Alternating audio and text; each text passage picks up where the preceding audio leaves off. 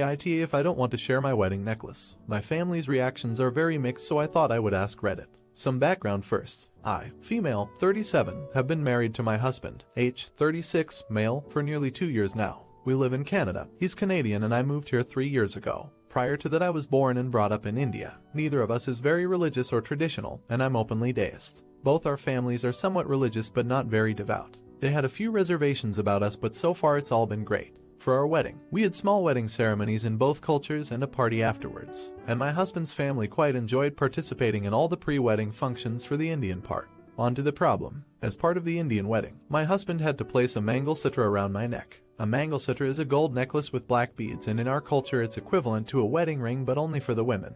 I don't like them, because they're sexist, and because they're chunky, ugly, and don't go with anything. I told my mother not to get me this, and not to include it in the ceremony because it's an expensive waste. I won't wear it, and it's like a white elephant. I can't give it away or sell it. I have to keep it. My mother, being the smart cookie that she is, worked with my cousin to have one with a modern design.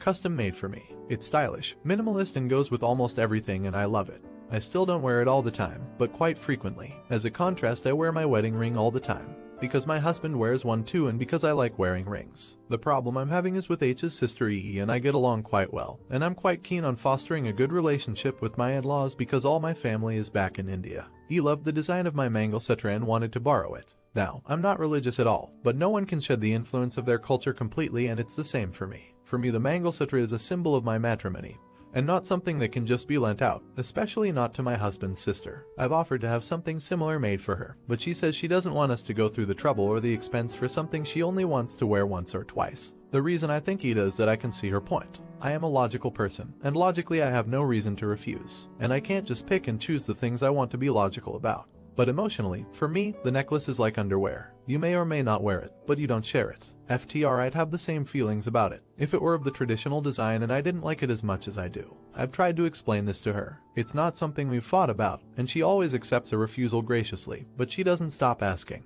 It's like she thinks after a reasonable time passes it'll be okay for her to borrow it. So Reddit, am I the idiot? Update. So, my first post here a few days back received a huge response, and I'm deeply thankful to everyone who responded. I had to wait a few days to post an update as per the rules, so here goes. A few hours after the post went up, I got a call from my other sister-in-law C. She came across my post and guessed it was me because I gave away too many details, I guess, and just called me to ask straight out. And several details I didn't know came to light. 1. During the wedding planning stages, I had complained to E and C about not liking mangalsutras and not wanting one for myself, and that I didn't know how to explain that to my mom. They didn't understand that even though I didn't like them as a concept, if I had one, it would still be culturally important to me. 2. I was laughing when I made the wedding ring analogy. They thought I was joking. 3. All three of us have borrowed, lent items to one another before, so really asking for something a second, third, or how many ever times had never been an issue that, combined with what they knew about my personal beliefs, genuinely made them think that I would be okay with lending it out after an appropriate amount of time had passed, which is why he kept asking. C realized the problem after reading both the post and mine and everyone's comments. Another commenter mentioned to me privately in DMs that he actually probably really wanted one for her own, but was too polite to accept when I offered to have one made for her. This turned out to be true. C told me he really loved the design of the necklace but was too shy to say yes when I offered to get her one. So we have made a plan. It's too late to get it for her for Christmas, but she has a landmark birthday coming up. We've reached out to the person who made mine and are getting one custom made for her. We'll change the design a bit to make it look like not a mangalsutra and incorporate some elements that she likes and gift it to her for her birthday. Thank you so much to everyone who commented for your advice, kind words, and support, and I'm happy to report a very happy ending. Not the idiot, but go ahead and have something made for her. Explain that in your culture, it is something very personal and every bride should have one, whether they wear it or not, like a wedding dress or wedding ring. Then tell her that you are honored to share your culture with her, and she's the closest thing you've got to a sister in a 1,000-mile radius, and you like to think of her passing down to your niece someday. Aita for not taking in my pregnant sister. I, 23, female, don't want to let my 21-year-old pregnant sister move into my apartment. Her and her husband, I'll call him A, had recently fallen out and are taking a break from each other. He left my sister's place and moved in somewhere else, and she recently got evicted. Bit of backstory. I let her stay at my place twice earlier in the pregnancy when she and I were still together. She made a disaster, left food stains on the bedsheets and left her dirty clothes and dishes all over the place, and got mad when I called her out. A refuses to take her in, and my sister is blaming me for not housing her, even though she got evicted because she didn't pay the rent. My place isn't a penthouse or anything cool, but she's messy, lazy, and doesn't have a job. She's due in a month and wanted to stay at least another 4 months, and I really don't want to have a screaming infant in my house, especially because I have extremely early shifts as a paramedic. After I told her no and apologized, she called me every name under the sun and told our parents. They called me absolutely pissed, despite not wanting to take her in either, and demanded I give her the guest bedroom until she and I get back together. Side note, I'm paying for this place fully, not my parents or sister. When I said that I wouldn't do that, they called me disgusting and said that they didn't want anything to do with me until I took her in. I was also told that I'm not welcome at their house or any family functions like Christmas or Thanksgiving. Am I the idiot? It's been almost 2 months since my last post. Quick summary: I didn't let my pregnant sister move into my apartment, she got upset and so on. After the post, my mother and sister threatened to call my boss and have me fired.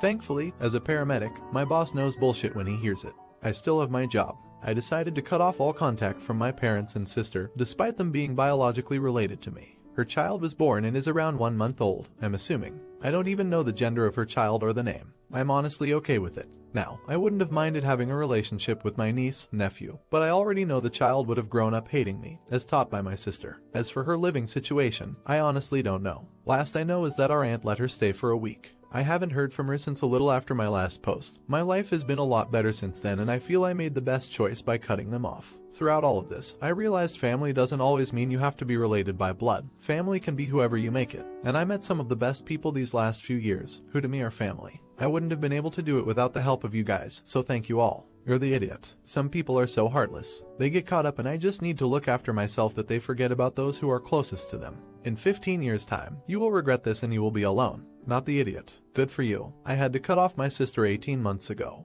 It was hard, but my God, my life is infinitely better. She also had a child in that time. I have no relationship with him, but I'm told by my niece that she regularly curses me out to him, a literal baby. She has tried getting to me through various avenues, including my work.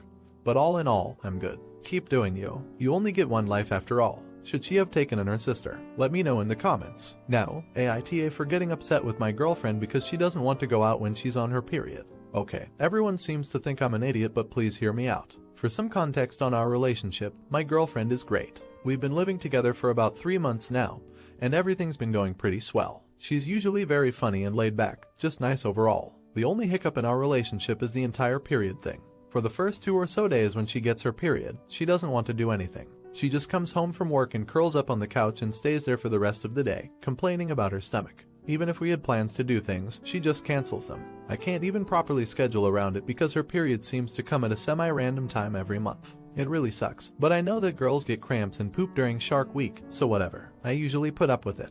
But this one time I got impatient. I'd reserved dinner at Little Italy in advance and had movie tickets for afterwards. I dressed up nice and waited for her to come home from work. I got off earlier than her. It was supposed to be our special date night. I'd planned this week in advance. She knew about this week's in advance, but she started her period that day, and once she got home she said she was just going to stay home, and I'd have to scrap all the plans. Back to curling up on the couch sipping iced tea while watching Netflix. I told her, and not angrily mind you, though maybe a little passive-aggressively, that I know other women, I have lived with other women before, and that none of them act like this ever, even when they're on their periods. So I'm at least a weensy bit justified in thinking she could put forward a little more effort into this and go at least for me. And she lost her poop like I've never seen before. My ordinarily sweet and kind girlfriend blew her top and called me an idiot, son of a witch, piece of poop, etc., etc., and I was in shock. She started crying after that, which is something she almost never does, and locked herself up in her room, and we haven't talked directly since then. I have no idea what to say, and I am honestly quite upset.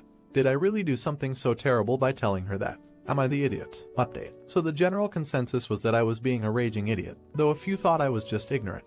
It's been a while since I made that post, and my own conclusion is that I am probably both. I've done a lot of thinking about my behavior that week, and I've realized a lot of things. This isn't something that I wrote in my original post because it was off topic and sounded like I was just making excuses for myself, but my dad had passed away earlier that week and I had been in a terrible mood. I wasn't acting like myself at all. Instead of coping in a healthy way, I'd been looking to my girlfriend for a pick-me-up and unfairly blaming her when she failed to deliver, for a reason completely out of her control. The date wasn't really for her, it was for me.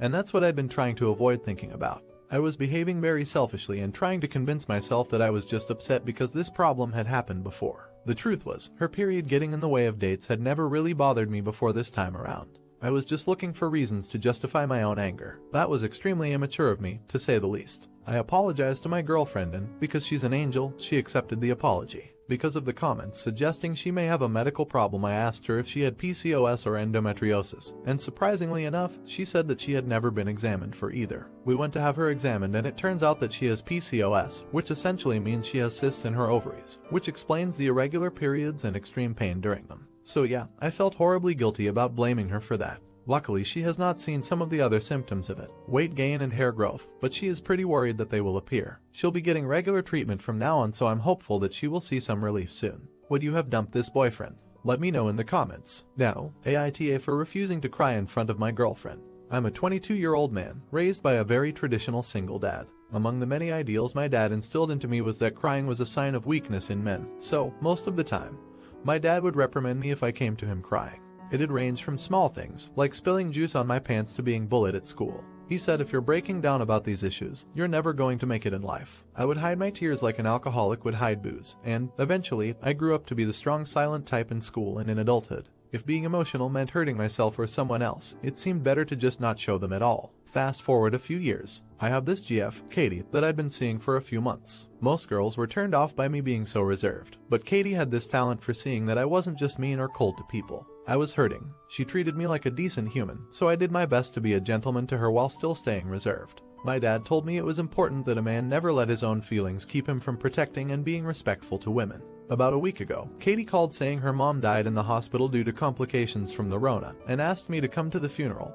Her body was cremated to avoid attendees getting sick. Now, I never knew what having a mom was like, so as the preacher described Katie's mom during the sermon, it sounded like everything I wished I had as a kid. Someone who was gentle and nurturing, who'd understand my feelings rather than criticize them, someone who'd let me cry on their shoulder like I'd done for Katie many times. It was overpowering. I felt the tears coming on, and Katie looked at me in surprise. By force of habit, I didn't dare let myself cry. I took a deep breath, swallowed the lump in my throat, and just gave Katie another hug. After the service, I drove Katie home. It was pretty quiet until, out of nowhere, she went off on me. She said I cared more about looking like a macho man who didn't cry than letting her know how I felt. She said things like, "I'm sorry your dad is stuck in the Stone Age, and I've opened up to you so much, but you never do the same for me. And is your male ego really that fragile?" I just said, "Enough," or "Please stop." But she wouldn't. Normally, I'm not fazed by someone berating me. Thank you, Dad.